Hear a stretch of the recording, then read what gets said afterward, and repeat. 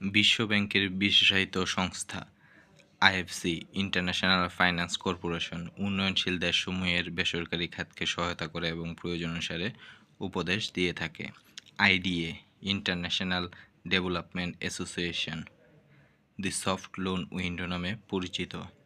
যেসব দেশের মাথাপিছু আয় $900 কম সেসব দেশকে ঋণ প্রদান করে।